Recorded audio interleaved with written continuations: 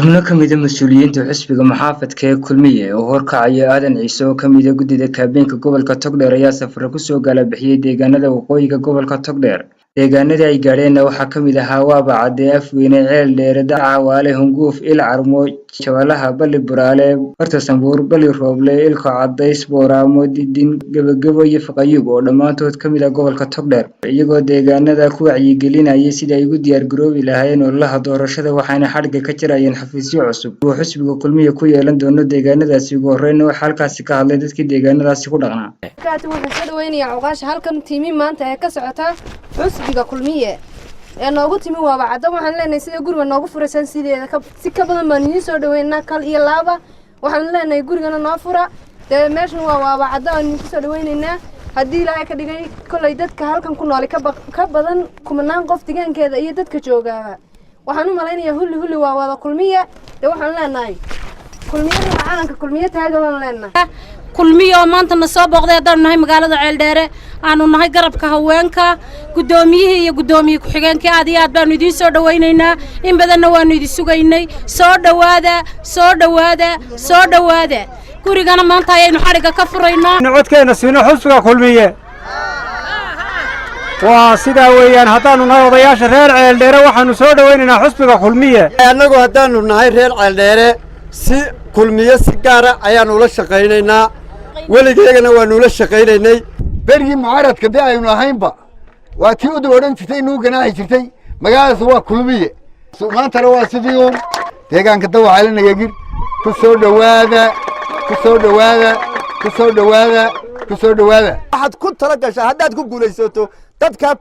ku soo dhaweeyay ee wax kula qabtay ilaad wax dadka ugu qabataa un baa lagu tixgelin doonaa ku ooli doonto ku kay doqon doonto aan ugu iman doontaan garabka iyo gacantaba waanu idin siinaynaa si aad iyo aad baan isoo dhaweynaynaa anigu waxaan ahay Xalwa Maxamed Cawad baa la yiraahdaa waxaan ahay garabka haweenka kulmiyaanu nahay kun hadaan nahay kulmiyaanu nahay deegto tuulada Hunguuf inaana Soomaaliland ka mid ahayn waxaan ku rajo weynahay cabashayada waxaanu la sugaynaa madaxda dambe iyo ragga noo iman doona insha Allah aanu soo dhaweynaynaa awal aanu hayn iminkan aanu nahay kulmiye ku soo dhawow baanu leenahay Musabbixi waanu ku taageersanahay waan idin soo dhaweynaa si fiican baan idin soo dhaweynaynaa haddaanu nahay degmada Gabagabo dadka loogu yimi haween rag maxay tahay martiyo mudane dhabtana waxa weeyaan waa degmada Gabagabo haday ahaydna hore uma ahaan jirin mid imika u cusub weeye waxtar badan oo aanu xisbiga kulmiye iyo dawladda Soomaaliland baanu ka helay way jirtaa degmadani haray u rigaysnay kulmiye ayuu naga warwari annaguna yaanaan ka warwari dadkani deegaanka degani waa dadkii kulmiye awalba ahaa 7 sano 8 sano ee kulmiye mucaaradka ahaa iyo 7 muxaafadka ahaaba waxaanu codsanaynaa inta ka hadhay kaambeyga doorashada in wax nalooga qabto oo naloo soo saaro iskuulka jingadii si daayartu bacadka wax ku dhigataa ay uga dhigtaan dee waxbarashadii wixii aanu xaq u yeelanay waan dooni wixii xisbigu xaq noogu leeyahayna uu naga helay miya maalintii xigtay la dooranayay waa meeshii aanu nidhi qof meel labaad ku ridi karaa ma jiro maantana waa sidii laakiin waxa naga maqan wax qabadkii baanu weynay Musabbixi waxaanu leenahay maanta horta waxaanu doonaynaa Musabbixi inuu halkaas soo istaago Musabbixi oo aanu aragna mooyaane codkayga isaga leh laakiin anu kulli codka waan bixinaynaa laakiin waxaan noo dardaaranaa Musabbixi waxaan doonaynaa inaanu aragno Musabbixi haddaan nahay degmada Faqayuub inaanu aragno taageeraynaa Musabbixi Cabdi baan taageeraynaa waxa weeye waa kulmiye codkayagu degmada Faqayuub 7 sano iyo 7 ka sii horeeyay kulmiye nahay waxaanu leenahay de kulmiye imkana waa nahay horena waa nahay kulmiye deegaankana waa Ilka Cadays waa u codaynayna codkaygaanu siinaynaa waxaanu diyaar u nahay inaanu codayno waxa jirta baahiyo fara badan oo deegaankan maanta aanu ku sugannahay ee Booramo ka jira ayaa jirta wadada iyadu ka kulmiye xisbiga kulmiye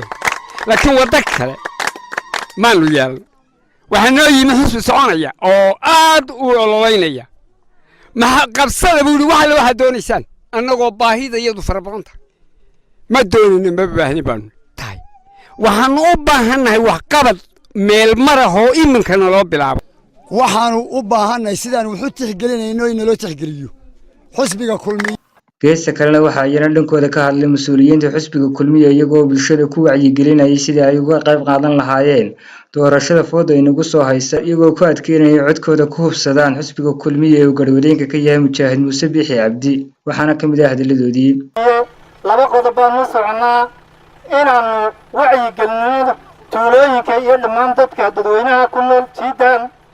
waqooyi iyo inaanu furro tuulooyinka guryihii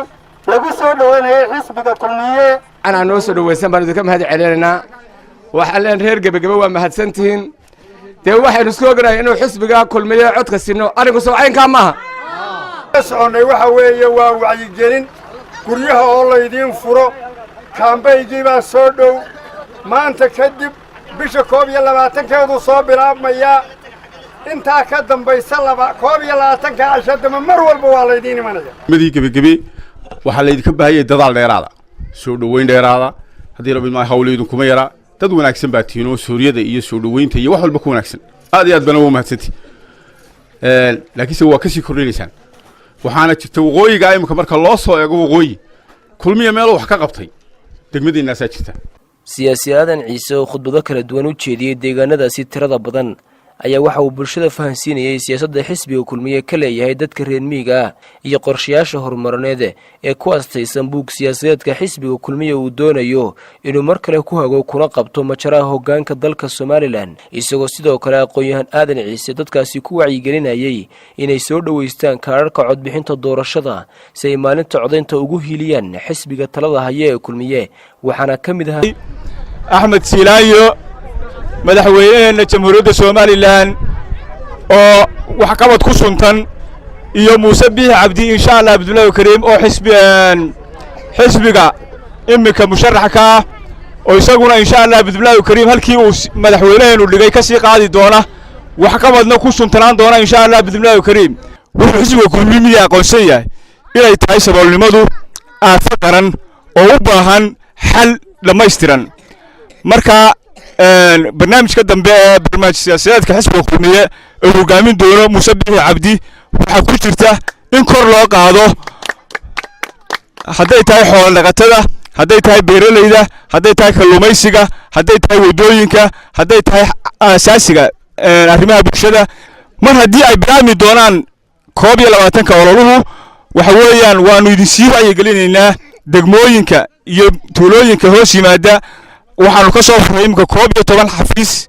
ayaanu 11 tuulo ka soo furay degmooyinkana laba xafiis baan ka soo furay marka waxaan u soconay inaanu idin wacyigelino idin sheegno in xisbiga kulmiye uu diyaar u yahay wax qabadka iyo horumarinta bulshada Somaliland bari ilaa galbeed koonfurta waqooyi idinkana waxaanu idin ka codsanaynaa si aanu xisbiga kulmiye wuxuu soo qabtay 7 sanadood xukuumadda haystay si uu waxay uu soo qabtay iyo waxa dhimanba u dhameystiro ilaa ku caawisaan idinkuna fartiina soo diyaar uma tiidin haddii ilaahay ka dhigo waaba caddo marka laga bilaabo gobolka Togdheer ilaa Ceeldheere dhammaan waa dadkii ku suntanaa xisbiga kulmiye oo weligood iyo allahood baahan jiray kulmiye waxaanu idinku nimi in aanu gurigiina idin furo idina wacyigelino oo aynu wada shaqayno haddii ilaahay ka dhigo insha Allah Abdullaahi Kariim waa la idinku soo noqon doonaa maalin walba waa la idin iman doonaa inta ololu socdo 21 casho ololu soconaya oo sabtida loogu bilaabmaya haddii ilaahay ka dhigo marka waa idinku daacid idin diri maysa idinka istiri jiray sida ay isu diri jirteen baa maanta isu diraysaan marka waxaan idinku wacyigelinayaa in yar kaararkii hal soo dhaweysto kaararka lagu kala badinayaa codkuna waa kulmiye insha Allah Abdullaahi Kariim sidaas oo maaha gurigiina waa idin furaynaa waa ka imkaan xalliga ka jirayna haddii ay ka dhigo marka uu balanteenu waxa weeye 23 November iyo codkeenu aynu kulmiye siino soo sida ma aha soo diyaar uma niinayno xisbiga kulmiye codka siino Muuse Axmed Jaamac telefishinka caalamiga RTN Burco